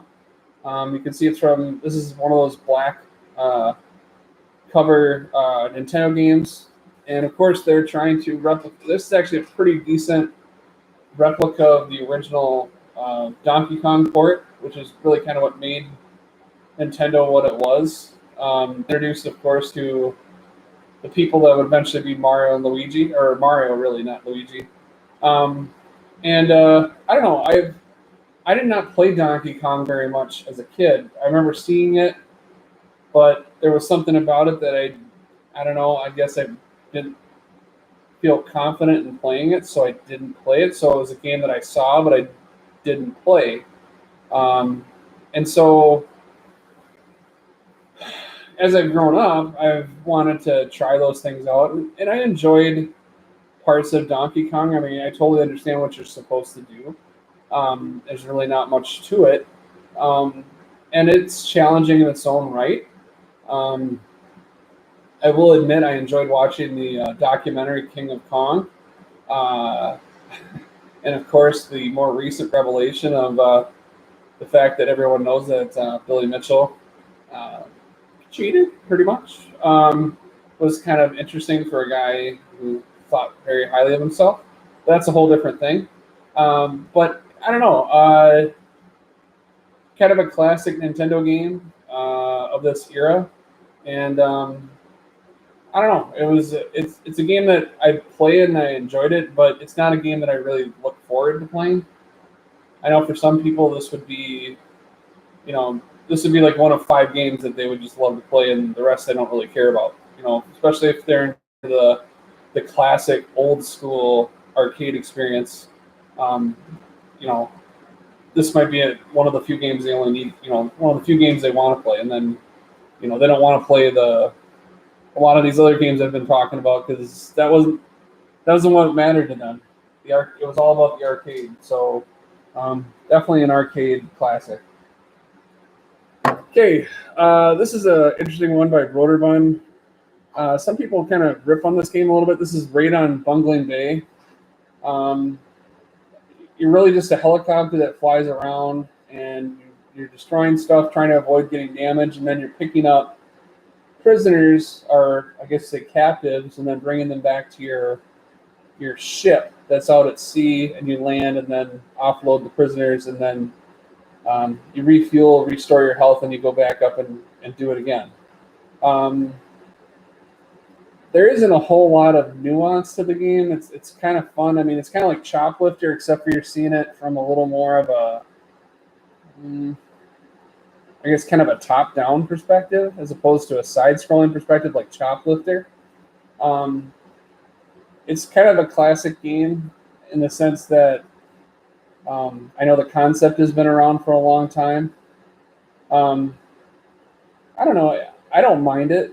I mean, is it the greatest game in the world? No, but there's definitely worse games out there. I don't know. It's an okay. I think the frustrating thing for a lot of people is just the fact that um, there isn't a whole lot of variety. You kind of just do the same thing, uh, and you go as far as you can and stay alive as long as you can, and that's about it. So there's not a lot of differences in this game. One level looks like the rest. The island just looks a little bit different, but overall the defenses are all the same. The objectives all the same. So, okay, here's kind of a different game. This is a Castellion. Oops. This is Castellion by a company called Trifix, which I believe is based in England. And this is a really kind of interesting 3D-ish platforming game. If you look at the cover there, you notice that looks like you're like this little, I don't know, almost looks like you're a little frog. You just have two legs and big eyes and a mouth. And you're jumping on these little platforms on this round tower. And so the graphics use kind of some interesting rotation to kind of create almost kind of a 3D effect as you're jumping on these different platforms, trying to make your way to the top of the tower. You go in through little doors. There are some enemies, but it's more just platforming than it is like fighting. Kind of a cutie game a little bit, but definitely unique. There really isn't anything quite the same as it on Nintendo, and I believe this is the only game that Trifix ever came out with. So kind of a weird one, and I actually got this probably about 6 months ago. But it's, like I said, it's kind of a unique one. Not terribly expensive, but kind of an oddball title. You don't see them very much. Okay, this next one's definitely much more popular and probably a little more well-known. And this is also an arcade port, more of a puzzle platformer. This is Kickle Cubicle. Very much a cute 'em up kind of game. Kind of similar to Bomberman or Snow Brothers. If you ever played Snow Brothers, kind of similar to that. You try to you can freeze people with these cubes. That's why you're called Pickle Cubicle. And then you try to get across certain platforms and reach certain things, and then that clears the stage. And then you go to the next one. And again, it's kind of like I said, it's a puzzle platformer. There are enemies, but if you're smart, you know ways to avoid them or to eliminate them. I don't know, very, very cute-ish. This is by Irem, again, the company that made R-Type. And I don't know, it's kind of a fun puzzle one. I actually purchased this one mostly for my wife. My wife likes puzzles, and that's really the one genre of game she'll play. So Tetris or things like that. So I was trying to look for things that she would enjoy. So Castellion was another one that I purchased for her because I thought, it's not as much about finesse, although that one has a little more finesse involved. But I just thought she would enjoy it. Unfortunately, she decided it wasn't for her. But still, it's kind of a cool game. And I don't know, definitely one that's more of a kind of a puzzle challenge than anything else. Kind of like Bubble Bobble. That's another similar game. Okay, now this is a really interesting one. This is Nightshade. Now, Nightshade is a game by Ultra, and it's a late Ultra title. I want to say 1990 at least. The graphics on it are really interesting. You kind of do this character who's kind of acting underground in this city. So you're doing platforming, you're looking for objects that help you advance in the quest. And I just thought that the whole design was kind of different. Like it wasn't what I expected it to be. Um, I don't know. I just thought it was kind of a different kind of game, and I thought the graphics were impressive because it is a later Nintendo game, so the graphics are a little bit better than what you see on like earlier games. They did a lot of things with like pixels in there that are kind of unique, where they're trying to do like faces and whatnot. And I don't know. It just feels like it's a little. I don't know. It's a little more developed game than some of the other ones, but again, it's one you don't see very often. This is probably one of the more expensive Ultra games you'll find because, after all, you guys know Ultra was basically a front company so that Konami could get away with making more than 6 games per year because of their agreement they have to sign with Nintendo. So this allowed them to publish 12 games a year. And again, this is one that you don't see too much out there. So I don't know. It's a game I've always kind of been intrigued by because you just don't hear much about it. Okay, here's another one that's a licensed property again. And it's the Addams Family, of course, based on the popular film from the early 90s. And it's made by Ocean. Ocean does not have a particularly great reputation for quality. I think this game is kind of a fetch quest game, if I remember correctly. I have not played it, but that's what I remember people saying about it. So kind of like, I don't know if you've played like Bart versus the Space Mutants, where you're trying to get little objects and you're dodging random stuff, which of course in the Addams Family mansion it would be all kinds of weird, creepy stuff, and definitely very goth. Which I don't know. I've always enjoyed gothic things for whatever reason. Myself, I was never goth that way, but I don't know. That was this. I always liked the original show back in the '60s with John Astin and whatnot, and I always thought that was a really well done show. And I thought that the new movies with Angelica Houston were great, and Lloyd Christopher Lloyd as Uncle Fester was hysterical. And Christina Ricci. But, I don't know. Again, it's a fetch quest where you're trying to help the different characters get the things that they want. And, of course, solve the puzzle really is kind of what it is, a little bit of puzzle platformer.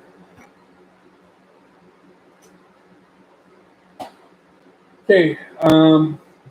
This next one probably doesn't need a lot of explanation. This is another Ultra game. Much more common, Gyrus. Again, an arcade port. Different kind of shooter. I don't believe this is the Vic Viper, like from Gradius. Maybe it is. I'm sure someone will yell at me and tell me don't you know that's the Vic Viper. But anyways, what of course makes Gyrus unique is the fact that it's more like a rail shooter.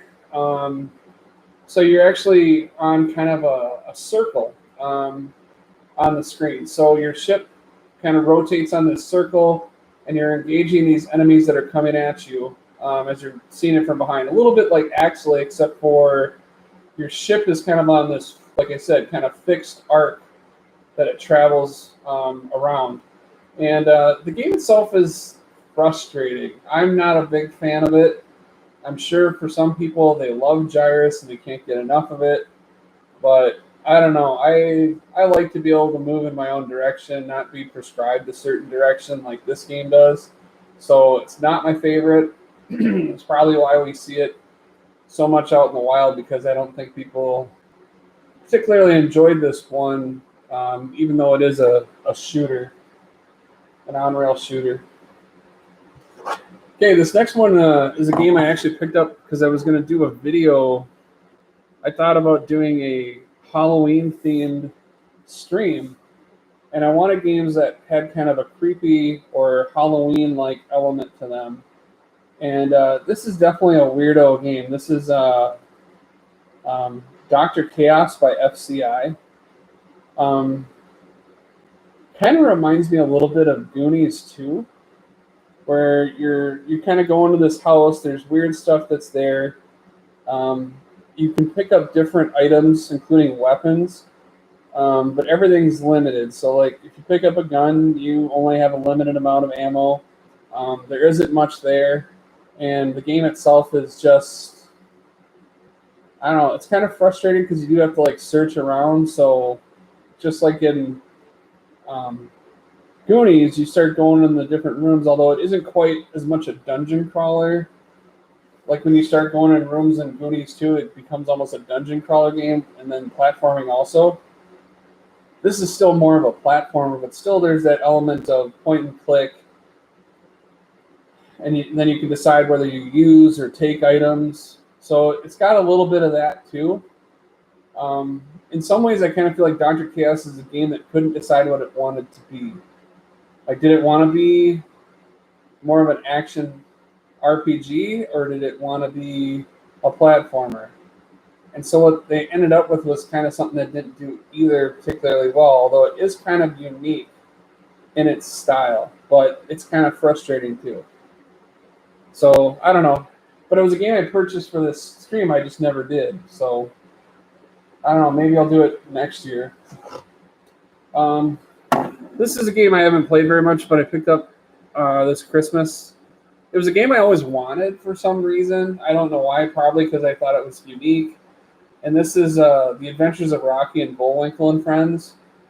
Rocky and Bullwinkle, of course, were a cartoon from the 1950s and early 60s. I can just hear in my head Bullwinkle, "Hey, how are you doing?" You know, that's kind of, like classic cartoon voices. And of course, Rocky, the flying squirrel. And and Boris and Natasha, the two Russian spies that are always usually the nemesis in the show.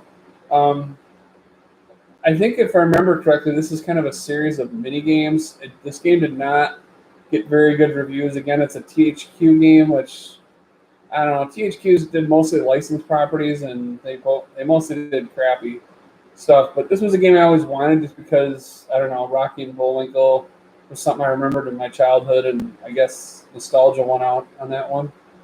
But I don't know. I haven't played it yet. Okay, moving on. Here's my next game. We still got a lot to go. Astaborg. Astaborg by Jalico. I think a lot of different companies were coming out with these kind of medieval or fantasy-style action platformers. A lot of them did not turn out really great, and Astaborg was kind of one of them. If I remember right, your knight that you are is kind of stiff, and he's also very big, so it makes him easy to get hit and hurt, which when you combine a stiff character that doesn't move very well or very smoothly with a big hitbox, that usually makes it mostly frustrating, because it's almost impossible to avoid getting damaged. And of course, unless there's power-ups coming to restore that damage, your character's not going to last very long. And I'm pretty sure that's kind of what Astaborg kind of has, that frustrating, could have been good, but unfortunately they decided to make the character too big and kind of stiff and clunky, and so it makes for kind of a mediocre game experience. Okay, this next game is Track and Field, and I know I kind of malign sports games for their lack of or shall I say, from a collecting point of view, they don't usually hold their value very well. But I did really enjoy playing a lot of these sports games. I kind of mentioned before how much I enjoyed playing NES ice hockey, which is why I love Super Blood Hockey. But Track and Field was another one I really enjoyed. And the interesting thing to me was that I didn't start with Track and Field like a lot of people did. Track and Field was an arcade game. which was then ported to, of course, the NES. I actually started with Track and Field 2, and I enjoyed Track and Field 2. Basically, it's the Olympics, Summer Olympics, where you have everything from swimming, diving, like you see in the picture there, hurdles, sprints, high jump, long jump. I'm going to guess triple jumps in there also because that always seemed to be there. And I had a lot of fun with Track and Field 2 because it also had archery. It had the hammer throw, which if you really wanted to do well at the hammer throw, you really needed an NES advantage for because then you could use the joystick to make it twirl around really fast so you could get the rotations good enough so that you could really do a good throw. Otherwise, with the control pad, you just couldn't wheel around the same way. And so you're always kind of, stuck with mediocre or crappy throws. At least I was. And so Track and Field is the first one, and this is again a 5-screw game, so an old game, probably around 1987. And I don't know. I enjoy some of those games like that. You can be whatever nation you want to be. I don't believe Track and Field has the 2 little mini games like Track and Field 2 had arm wrestling, which was totally a ripoff from the Sylvester Stallone movie about. I'm trying to think of the name of it, but he was in an arm wrestling movie where he was like a trucker that was in an arm wrestling tournament, and the game is totally a ripoff of that, where the character that you are clearly is supposed to be Sylvester Stallone, and you're doing this game, and you're just button mashing to make your person win the arm wrestling contest. I remember sitting there just mashing the button as fast as you can while your guy's making all kinds of Konami noises like which of course is pretty ridiculous. This next game is the sequel to really the first beat 'em up really for consoles, and that was Renegade. So this is the sequel. This is Target Renegade. And Renegade was notoriously tough, partly because of the controls in terms of how you had to jump. You really needed to use your knee. That was like one of the most effective ways to take care of something or knock somebody out. And that was not easy to pull off, which if that's a move you need to do, if you make it difficult, yeah, it kind of sucks. So Target Renegade was just a mild improvement on that, and I mean mild. It's pretty tough. And the weird thing is by putting Target on it, I think people, especially when you see that there's a crosshairs on the guy that's doing a flying karate kick there, you can see it's a Taito game. I think people saw it and probably thought it was some kind of shooter kind of game, where you're running around shooting things. And no, it's a beat 'em up. So kind of stupid that they put the crosshairs on there because it implies that the game is something it's really not. It's really very similar to like Double Dragon. Not nearly as good as like a River City Ransom. So I don't know. That's Target Renegade. Okay, this is Legend of Kage or Legend of Kage. Another Taito classic you can see because it's got kind of the rainbow look. So this definitely tells you it's an early Taito game, just like Arkanoid would have been. Kind of a weird platformy, floaty game. It's kind of interesting with the way your character kind of jumps around in this very huge, floaty kind of way. If you watch the movie Crouching Tiger, Hidden Dragon, you kind of like, wow, that's literally like Legend of Kage, because it looks kind of the same, where the characters kind of jump and float. And that's kind of what you do in the game. You have a sword that you kind of wheel around. You kind of swing it around almost like it's a baton. And then you also have like stars you can throw. But the controls are kind of weird in this game by what I've seen. I think you have to beat the game twice too, if I remember correctly.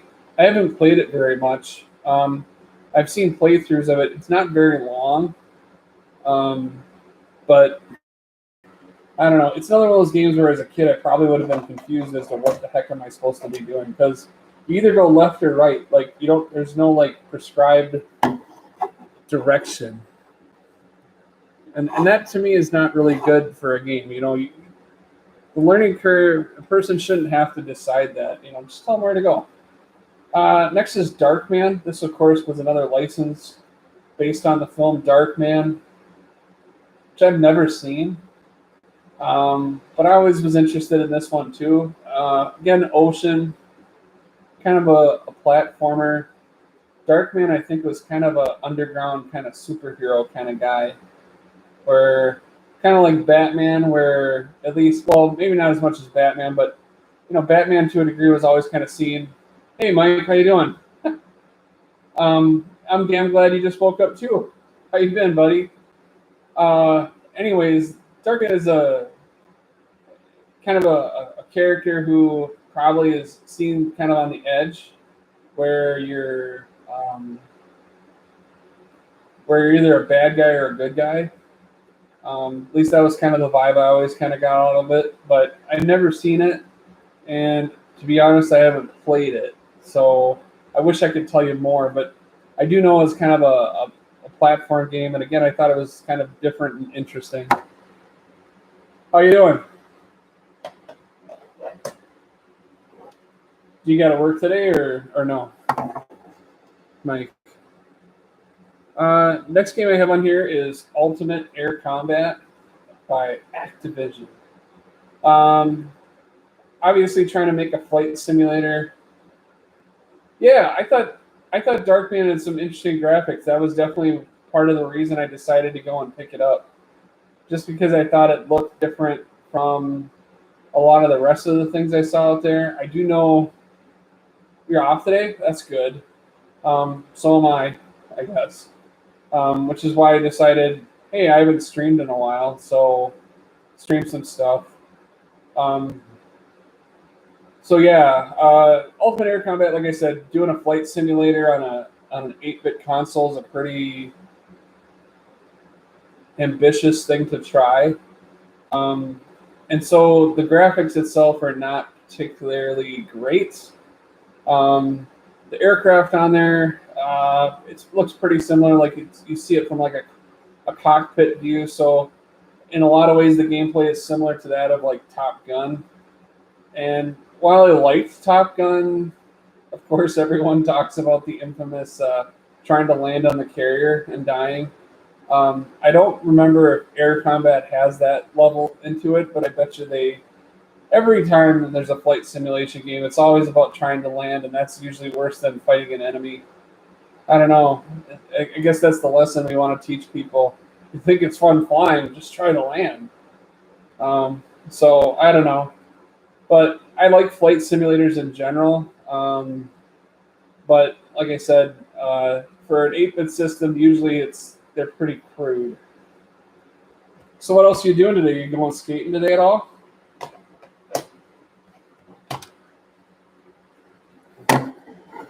Okay, here's another one. Top secret episode, Gogol 13, which is, of course, a popular Japanese like anime that was around, like going back to the 1960s. Very much based on the idea of like spycraft. Interesting stuff in it. You have levels where you're doing like sniper stuff. You have other ones where you're trying to get through the level and keep your character from getting hit.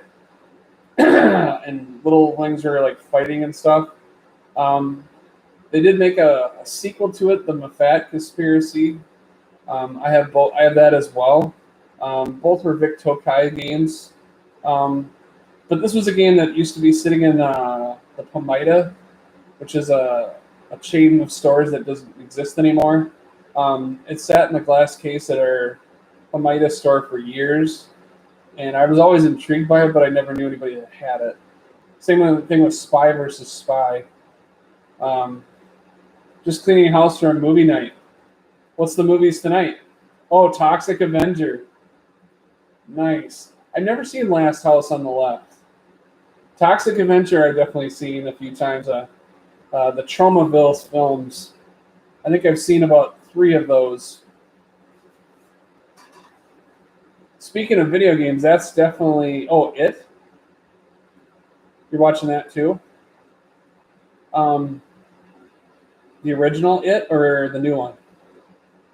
I was going to say Toxic Avenger. That's a tough video game to get a hold of. I also remember watching the cartoon series of that, which, when you think about what the Tromaville films always featured, it's amazing they ever made that into a cartoon. I mean, if you're watching a Toxic Avenger movie, I don't really need to say too much more. I mean, it's a B movie. Last House on the Left is supposedly pretty messed up. Is it also a trauma film or no?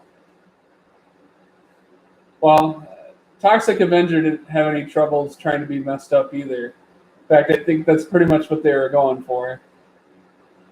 They were gratuitously gross just to be gross. Especially when you get like Kabuki Man and Wes Craven. Yeah, it's probably a gore fest. Wonder if did Wes Craven do Pinhead or Hellraiser? I think he did. Maybe I'm wrong. I'll admit, horror was not my biggest... I wasn't a big horror movie person. Burger Time. Classic arcade, really puzzle platformer. Actually, this game, I enjoy it. It's kind of annoying in some ways, but I enjoy kind of the challenge of it. I have a RetroPie, and I actually like playing the arcade one a lot because I can just sit there and pump more fake coins into it and keep playing it. But Burger Time's an okay game. The arcade port for it with this Data East title certainly wasn't visually stunning by any sense of imagination, but you're basically assembling burgers as you're being chased around by eggs and sausages, and I don't know, kind of nutty, but I never actually played it in the arcade itself. That's the funny thing. Even though it really was an arcade classic. I don't know, did you ever have much experience playing Burger Time as a kid, Mike?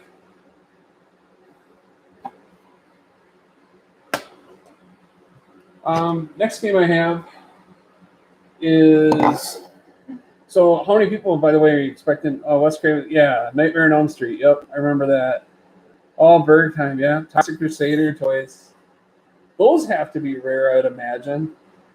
Because I can't imagine they circulated too many of them. I mean, I remember some of the other characters besides Toxie. Like the guy with the wheel for a leg, I believe. Was there a guy with a wheel for a leg? I thought. I can't remember. But I do remember seeing the toys. And I do remember the cartoon a limited amount. I mean, the cartoon was nothing. I mean, there was nothing that wasn't kid-friendly there. I mean, of course, for kids, it kind of appealed to the idea of this gross stuff, but it certainly wasn't like the movies. Other than, Toxic Avenger was a hero that didn't take himself seriously, which that was consistent with the movies, but certainly didn't get into all the suggestive stuff like all the other ones did. I remember watching Toxic Avenger on USA's Up All Night. I'm sure you probably saw those back in the day with, was it Rhonda Shear as the host? Oh, man. As a teenage boy, Rhonda Shear and those kinds of movies were just... Man, I remember staying up late for those around midnight to 3 a.m. watching Toxic Avenger and other weird B horror flicks. Yep, Up All Night. Up All Night. I remember that. Okay, well, I really wish I could be there, Mike. I would love to be there. Hockey's on our schedule here, go figure. By the way, you guys got 2 great teams to watch right now. Between the Lightning and the Florida Panthers, especially the Panthers. You got some excitement. Wow. I don't know. You got a lot of great hockey to be had down there. I know you're a Sharks guy, but man, Florida and Tampa Bay are about as fun as it gets. Although I'm having a good season too with my Wild. They're playing about as exciting as they've ever played ever. So, anyways, but yeah, Up All Night was a great show. Kind of up there with was it Billy Bob? Wasn't it? Yeah, Billy Bob's movies that were on like was it Cinemax or HBO? I remember those too. Although I didn't really have those as much as um, USA. Yeah, they did. Overtime over. Yeah, Joe Bob. Yeah, I always liked his show. I always thought he was pretty funny, and again, very similar vibe to like Up All Night. Although Ron Shearer was definitely a lot more flirty. Okay, this next one, I'll turn it right side up, I guess. This is a Camerica game. This is Firehawk. Kind of similar to really the Raid on Bungling Bay, except for a little bit better looking. Camerica, of course, was a producer by Codemasters out of England. So the games are unlicensed Nintendo games, I guess. I actually have a couple of them. I have a Quattro Sports one, and then I have MiG-29 Soviet Fighter. And this game's kind of fun. You kind of rove around just like with Bungling Bay, and it's kind of an open world, kind of like Desert Strike if you played Desert Strike. Not a bad game. A bit different, and I don't know. I only paid $10 for it, so not the prettiest copy, but it's a fun little, like I said, open world shooter, I guess. Yeah, no, that was the one license that they got that was pretty big for them. They had other games like B-52. I think there wasn't it Big Nose's Adventure? I think that was another game they had for Camerica. Anyways, here's another one. This is an isometric shooter called Isolated Warrior. Kind of a different one. It's maybe kind of similar to like Captain Skyhawk, where you have kind of an isometric view as you're kind of going through these different levels, except for you're kind of a person wearing a suit instead of flying around in a plane like Captain America or Captain Skyhawk. And I don't know, kind of an unusual game by Intivic. Intivic didn't make too many games. I don't know. But an isometric shooter, yeah, Dizzy, The Adventure, I remember that, yep. That was definitely a big British kind of game. I think Dizzy's games also were on the Amiga, I believe, or Commodore 64, which, those were the games that were always big in England. Yeah, Big Nose's Adventure, I just remember seeing ads for it. This next one, again, sorry for the glare because of my case, but this is Bram Stoker's Dracula, based on the film. And this, again, is another one that's kind of interesting in terms of the graphics. Kind of an interesting platformer. Not one you see as often either. This is also one of those few forays that Sony had in terms of getting into games. This is when they were just kind of learning how to dip their toe in the waters to make games, and eventually would lead them to the PlayStation. But they were a pretty limited publisher back then. Nexoft was also another. Nexoft, which made games like Wizardry and Solstice. Those were also originally a company that would eventually become Sony Entertainment. Yeah. Did you play all those, or like Big Nose and Dizzy or B-52? Okay, here's another kind of an oddball one, another Bandai game, Dino Wars, where you're kind of like this robot fighting these large dinosaurs. I don't know, I thought it was kind of interesting, and I don't know, I ended up getting it with a manual, so it came with this case, even though the game itself is not terribly rare. It's kind of an oddball game, but you love Dino Wars? Yeah. I remember seeing it as a kid. I never really played it back then. Awesome. Well, I just went through a whole bunch of games. I still got, let's see, 8 or 9 more to go, and then I'll probably wrap it up. Yeah. What's your favorite thing about Dino Wars?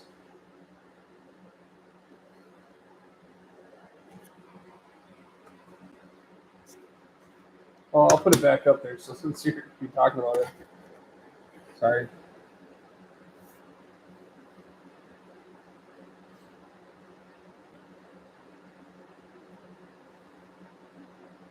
Yeah. Well, I don't know. Maybe it's because I'm older, but I always felt Power Rangers stole the idea from Voltron. I mean, pretty much felt like it was a complete ripoff of Voltron.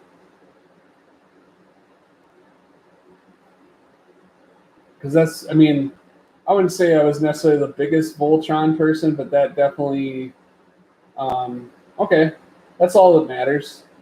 You had fun with it. Hey, that's good memories no matter what anybody says about it, whether the game holds up or it doesn't. If you had fun, that's all that matters. This next one is the Flintstones, kind of a later title release. The Rescue of Dino and Hoppy. Dino, what the hell? Dino and Hoppy. Um, didn't do terribly well. Kind of a simple platformer. I don't know. I kind of had kind of a thing for some of these older cartoons again, with some of the nostalgia with that. I kind of mentioned before, like I have Rocky and Bullwinkle, which is not a terribly great game, but I have memories with, Rocky and Bullwinkle, and same thing with the Flintstones. I grew up watching those cartoons, even by the time I was a kid, those cartoons were probably 20 years old at least. And I don't know. I've heard good things about Flintstones. I know that the sequel to this and also the Jetsons are very collectible and also very valuable because they're not easy to find. But definitely a later release for the Nintendo. Interesting. I didn't know that there was something that preceded Voltron, although in some ways it's not a huge surprise. Yeah, MeTV is the best. Um, I don't watch it as much for the cartoon part. I normally watch it for, and you're probably going to roll your eyes at me. I watch it for, I watch it mostly for, crap, Buck Rogers in the 25th Century. Um, it's not a great show. It's super campy. It makes even the original Battlestar Galactica look like a very serious show in comparison. But I loved that as a kid, and of course it's a Glenn Larson series, so they're pretty much the same. I can see stages or part of the stages when they're showing Buck Rogers, and I'm like, that's from Battlestar Galactica. That's from Battlestar Galactica. That's from Battlestar Galactica. I have the original Battlestar Galactica on DVD, and I'm not ashamed of that at all. It's a shame that series wasn't on longer because I think there was a lot of cool things with that show. I think the problem was they just couldn't really decide what they wanted to do with it. They couldn't figure out a story arc. Even returning to Earth, they couldn't really seem to figure that out. And the reboot of the series I like, but I like the original more, even though it's really campy. I don't know. There's something to be said about that era, I guess. Um, I don't know. I totally understand what you're talking about. Um, Next is Gremlins 2, Sunsoft.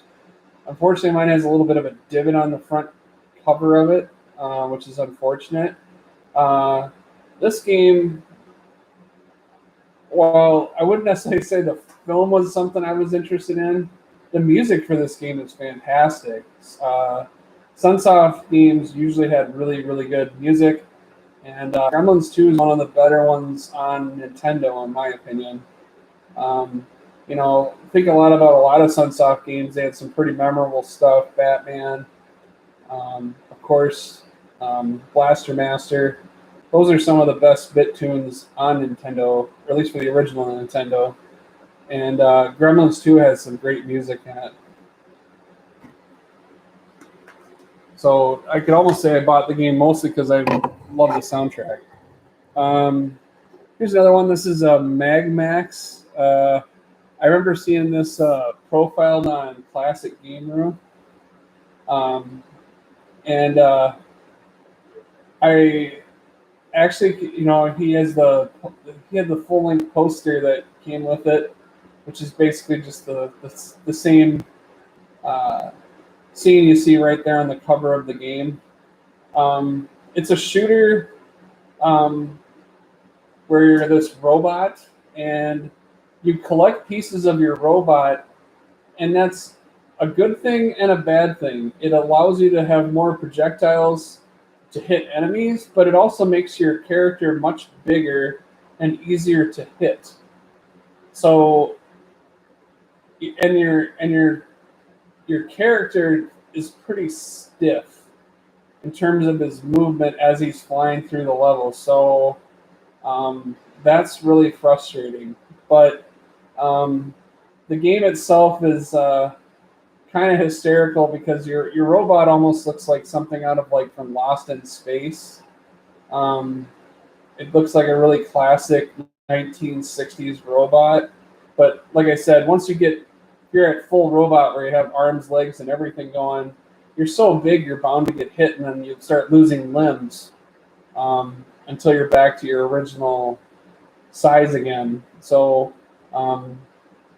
as you upgrade your ship, you become a bigger target, which is not really a good idea, but that's Magmax for you. Here's kind of an interesting one. This is Fist of the North Star by Taxan, or Naxat, I guess if you're in Japan.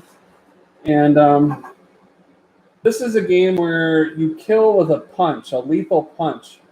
And the best way to describe it is your character runs around, and when he makes his punch, the character that he hits kind of pulsates and then explodes. It's kind of weird. It's almost like a death touch. But imagine what that would be like in real life. Like if you punch somebody and then they start pulsating, and then a second later they explode into a bunch of pieces. I think it would be pretty gross. It almost sounds like something out of Toxic Avenger, to be honest. That's something that they would have on there, except for it's like radioactivity or something. But your fist is just lethal, and I think it was based on what I'm looking at on the cover art. I'm pretty sure this was based on an animated series in Japan. I have to admit, I'm not so in tune with all the different anime series out there. Okay. I don't know. I said this earlier, but I got a Raspberry Pi, and unfortunately, my NES library that I downloaded to it won't let me access any of the ROMs anymore. So I don't know. I've kind of, other than the arcade stuff that's on there, I really am not using it a tremendous amount, which is kind of disappointing. But I don't know. I was actually really most excited almost about the fact that I had the complete NES and Famicom library on there. And now I can't access those games. And I wanted to play games like Zombie Nation and Bucky O'Hare, which is a game I want, but it's hard to find. And I don't know. I just kind of gave up on it. And I played some of the arcade stuff, which is fine. But I was really disappointed when the NES part, for whatever reason, now doesn't seem to work for me. And I don't know. I should probably talk to some people and figure out how I can fix it. I do not have an NES Classic. I know a lot of people have jailbroke that too. That'd probably be just easier in general to deal with. I probably should have done that in the first place, although I really kind of wanted those arcade games, which I got. Yeah. Well, there's always one more thing, isn't there, Mike? This next game is also one that's based on a movie. Now, talked before, I'm a bit of a military history kind of person. And so military movies, or war movies, so to speak, I've watched quite a few. Yet this is one movie I've not seen. I know who's in it. This is Flight of the Intruder, which is based on, it was set in Vietnam. So you're flying missions over South Vietnam and probably North Vietnam. And the Intruder was a attack bomber, a Navy-based carrier-based attack bomber. And I don't know too much about the film, other than I believe at some point someone gets shot down. I know that sounds really weak on my part, but that's what little I remember.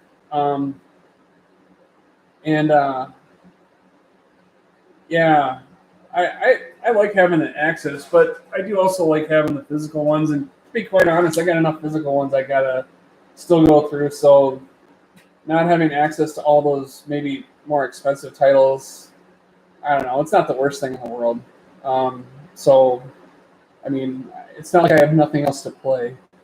But anyways, Flight of the Intruder is kind of a flight sim game a little bit. I haven't played it too much to say, but it was a game I always was intrigued by just because I don't believe there is another Vietnam era based game.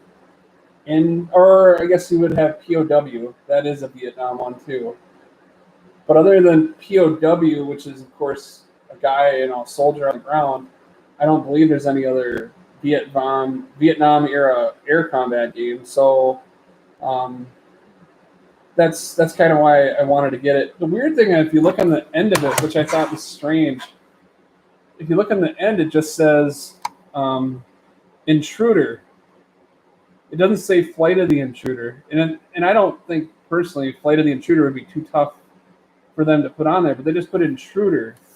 So if you look at this on your shelf, if you had them like just sitting there, here, I'll do this. You had it just sitting there, and you're looking at,